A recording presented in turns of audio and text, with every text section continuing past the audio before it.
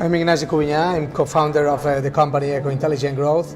This is a company that was founded 5 years ago. We are based in Barcelona, and our intention is to develop a cradle-to-cradle vision and mission for the industry. So our intention is not to save the planet, but to help companies to save the planet. We want to have a positive footprint on the planet, not just less bad or a negative ecological footprint.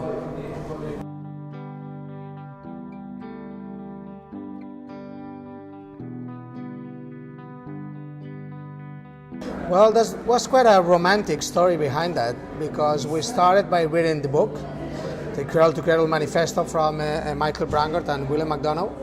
And at that time, the co-founders, we all had different activities. So it was a kind of a vehicle that put us together.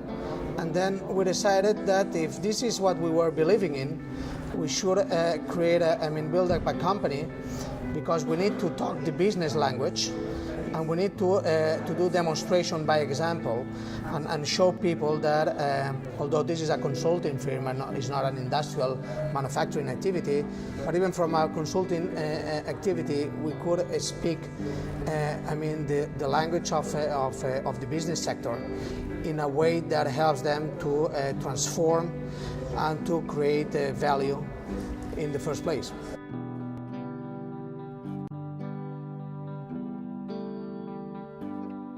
Well, we started in Spain and Portugal. We are now looking into the European Mediterranean region.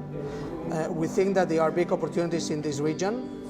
We think that probably for the first time in 2,000 years we have a very key natural resource, which is sun, that we have to handle. We think that there are a lot of challenges in terms of designing products and services in a way that they don't create waste. We think that this will bring opportunities to companies and to the society in general to create jobs. Our challenge is that we have to design products, process and systems in a way that materials they circulate indefinitely in either in a biological or in a technical cycle, and this would generate very, very important benefits, especially for this region, because we're talking about things like increasing the water holding capacity, having more water and more quality water, and also regenerating the habitat.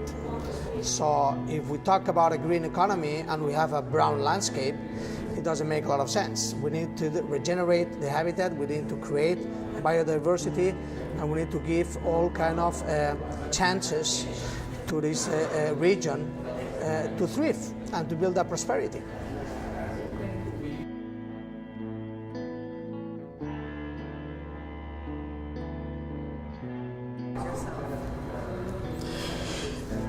Well, I think the first value is that we want to design a wall for 10 billion people. So I think policy is very much about designing a wall for that. This is not from me, by the way, this is from Bill McDonough. And I think he's right on that, because I think it doesn't make any sense to design for the dead. We have to design for the living. So our first value is to do things for the living. Well, the second thing is how we can do that in an environment where people always put metrics in the first place. And I think there's a big mistake on doing that, because I think when you develop a brand new economy, you don't even have the right metrics. So I think we need to start in a different way. We need to start with values, principles and criteria, and then end up with metrics, which, by the way, is just the opposite most of the companies do. So it's not only about what kind of values do we have, but also about how we can develop and implement this vision, and how we can translate this and share this with both the companies and the society.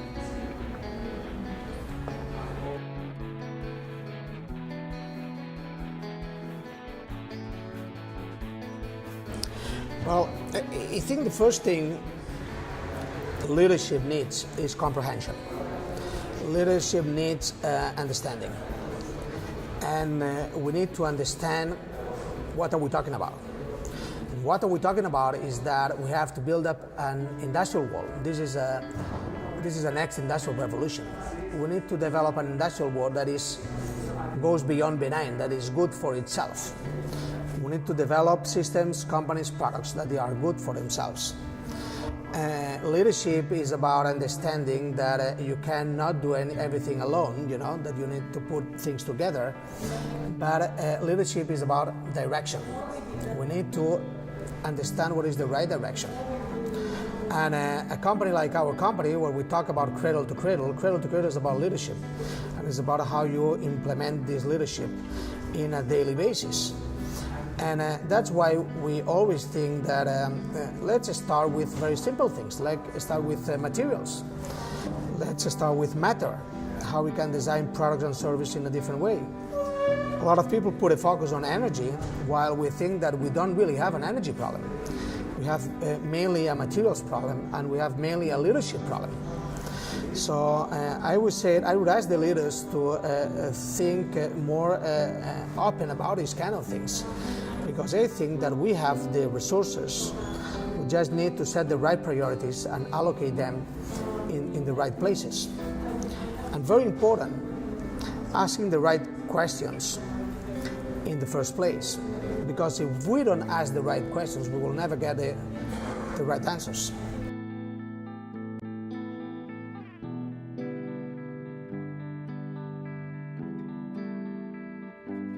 What it worries me the most is timing. I think we don't have too much time to do that. I think a lot of people, when they talk about business as usual, they said, okay, every revolution or every change of habits and attitude needs 20 years and blah, blah, blah. And we don't have 20 years to do that. We need to do that in the next 5 years. So we need a lot of collaboration, and we need the right incentives for both the private and the public sector. I'm a strong believer that the private sector, with the right incentives, can drive the change. I think we are spending too much time on guild management. It's not about guild management. It's about taking responsibility. So I think if we want to do things and implement things quickly and effectively, we need to start thinking about how we can do things together and in the right direction, And the old model is the old model. We are not going to do a transition from the old model to the new model. 5 years ago, I thought there could be a transition. I don't think there is a possibility for a transition anymore. We will move from an old model to a new model. And I hope that this new model will make a much better world and a much better environment for everyone. So let's go for it.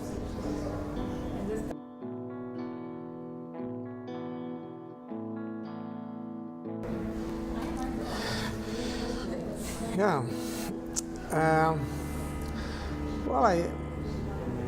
I feel good with having an intention that I can share with a lot of people.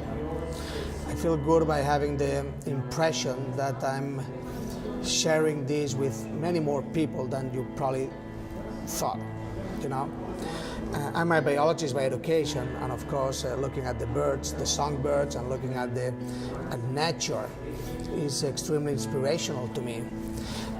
The key thing is that humans, we are part of nature.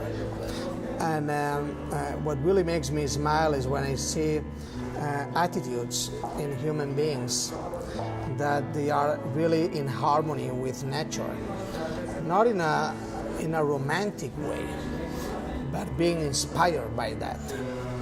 So I think there are a lot of opportunities there, and I think that I'm very optimistic about the new challenges, because in the end I think that the current situation has really setting up the fundamentals for a totally fresh start, So fresh start is what makes me happy.